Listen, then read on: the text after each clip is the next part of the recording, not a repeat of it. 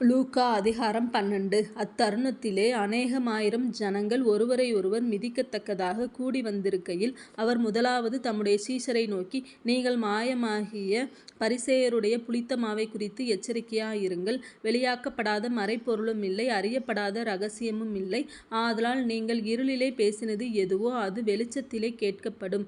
நீங்கள் அறைகளில் காதிலே சொன்னது எதுவோ அது வீடுகளின் மேல் கூறப்படும்.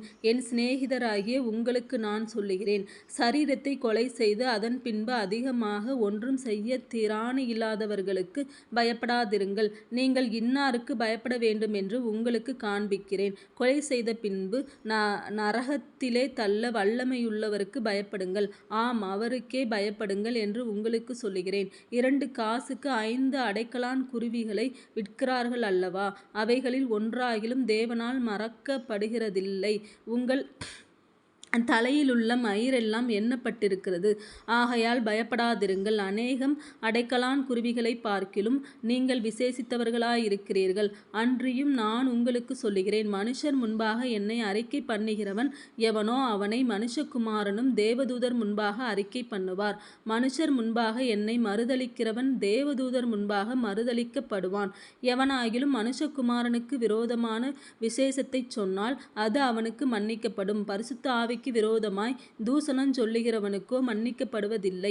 அன்றியும் ஜெப ஆலய தலைவர்களுக்கும் துரைத்தனத்தார்களுக்கும் அதிகாரமுள்ளவர்களுக்கும் முன்பாக உங்களை கொண்டு போய் விடும்போது எப்படி எண்ணத்தை மாறுதரமாக சொல்லுவோம் என்றும் எதை பேசுவோம் என்றும் கவலைப்படாதிருங்கள். நீங்கள் பேச வேண்டியவைகளை பரிசுத்த ஆவியானவர் அந்நேரத்திலே உங்களுக்கு போதிப்பார் என்றார். அப்பொழுது ஜனக்கூட்டத்தில் ஒருவன் அவரை நோக்கி, போதகரே, ஆஸ்தியை பாகம் பிரித்து என் வீதத்தை எனக்கு தரும்படி என் சகோதரனுக்கு கட்டளையிட வேண்டும் என்று கேட்டுக்கொண்டான். அதற்கு அவர், மனுஷனே, என்னை உங்களுக்கு நியாயாதிபதியாகவும் பங்கிடுகிறவனாகவும் வைத்தவன் யார் என்றார். பின்பு அவர் அவர்களை நோக்கி, பொருளாசையை குறித்து எச்சரிக்கையாயிருங்கள். ஏனெனில் ஒருவனுக்கு எவ்வளவு திரளான ஆஸ்தி இருந்தாலும் அது அவனுக்கு ஜீவன் அல்ல என்றார். அல்லாமலும் ஒரு உவமையை அவர்களுக்கு சொன்னார். ஐஸ்வர்யம் உள்ள ஒருவனுடைய நிலம் நன்றாய் விளைந்தது. அப்பொழுது அவன், நான் என்ன செய்வேன்? என் தானியங்களை சேர்த்து வைக்கிறதற்கு இடமில்லையே. நான் ஒன்று செய்வேன். என் களஞ்சியங்களை இடித்து பெரிதாக கட்டி எனக்கு விளைந்த தானியத்தையும் என் பொருள்களையும் அங்கே சேர்த்து வைத்து, பின்பு ஆத்துமாவே, உனக்காக அநேக வருஷங்களுக்கு அநேகம் பொருட்கள் சேர்த்து வைக்கப்பட்டிருக்கிறது. நீ இளைப்பாறி புசித்து குடித்து பூரிப்பாயிரு என்று என் ஆத்துமாவோடே சொல்லுவேன் என்று தனக்குள்ளே சிந்தித்து சொல்லிக் கொண்டான். தேவனோ அவனை நோக்கி, மதிகேடனே, உன் ஆத்துமா உன்னிடத்திலிருந்து இந்த ராத்திரியிலே எடுத்து கொள்ளப்படும். அப்பொழுது நீ சேர்த்தவைகள் யாருடையதாகும் என்றார். தேவனிடத்தில் ஐஸ்வர்யவானாயிராமல் தனக்காகவே பொக்கிஷங்களை சேர்த்து வைக்கிறவன் இப்படியே இருக்கிறான் என்றார். பின்னும் அவர் தம்முடைய சீஷரை நோக்கி, இப்படி இருக்கிறபடியினால் எண்ணத்தை உண்போம் என்று உங்கள் ஜீவனுக்காகவும் எண்ணத்தை உடுப்போம் என்று உங்கள் சரீரத்துக்காகவும் கவலைப்படாதிருங்கள் என்று உங்களுக்கு சொல்லுகிறேன். ஆகாரத்தை பார்க்கிலும் ஜீவனும் உடையை பார்க்கிலும் சரீரமும் விசேஷித்தவைகளாயிருக்கிறது. காகங்களை கவனித்து பாருங்கள். அவைகள் விதைக்கிறதும் இல்லை, அறுக்கிறதும் இல்லை. அவைகளுக்கு பண்ட சாலையும் இல்லை, களஞ்சியமும் இல்லை. இல்லாவிட்டாலும் அவைகளையும் தேவன் பிழைப்பூட்டுகிறார். பறவைகளை பார்க்கிலும் நீங்கள் எவ்வளவோ விசேஷித்தவர்களாயிருக்கிறீர்கள். கவலைப்படுகிறதினால் உங்களில் எவன் தன் சரீர அளவோடு ஒரு முழத்தை கூட்டுவான்? மிகவும் அற்பமான காரியம் முதலாய் உங்களால் செய்யக்கூடாதிருக்க மற்றவைகளுக்காக நீங்கள் கவலைப்படுகிறதென்ன? காட்டு புஷ்பங்கள் எப்படி வளருகிறதென்று கவனித்து பாருங்கள். அவைகள் உழைக்கிறதுமில்லை, நூறுகிறதுமில்லை. என்றாலும் சாலமோன் முதலாய் தன் சர்வ மகிமையிலும் அவைகளில் ஒன்றை போலாகிலும் உடுத்தியிருந்ததில்லை என்று உங்களுக்கு சொல்லுகிறேன்.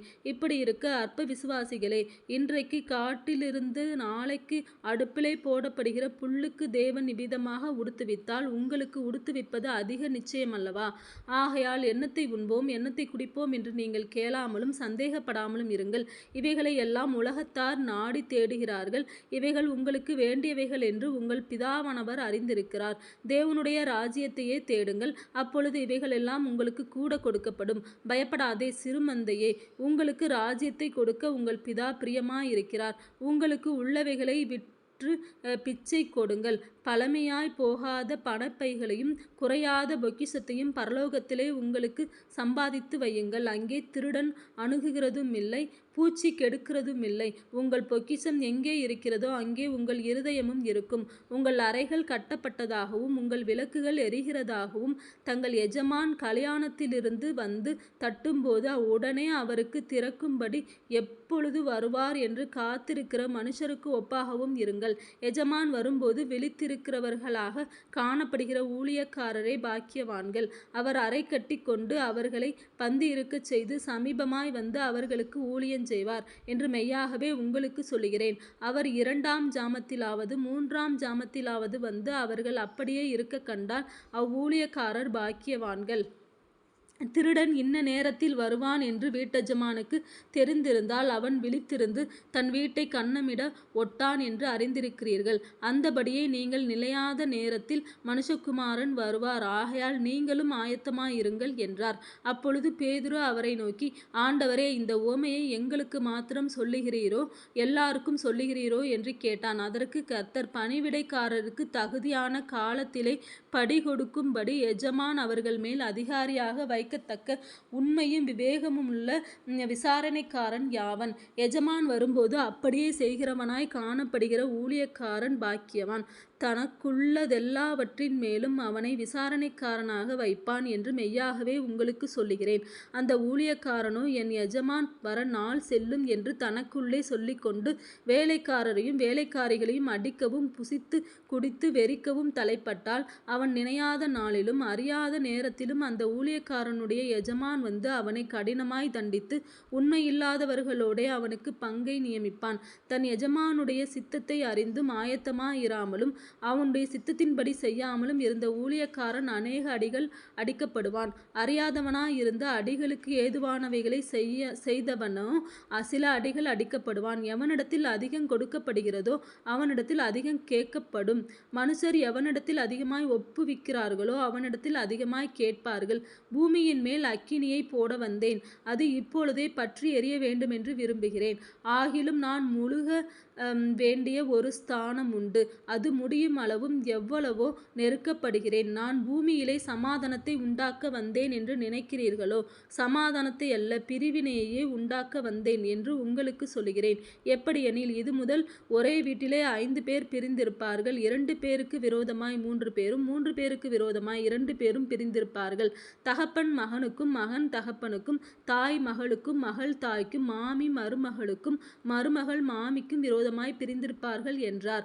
பின்பு அவர் ஜனங்களை நோக்கி, மேற்கே மேகம் எழும்புகிறதை நீங்கள் காணும்போது மழை வரும் என்று சொல்லுகிறீர்கள், அந்தபடியும் ஆகும்.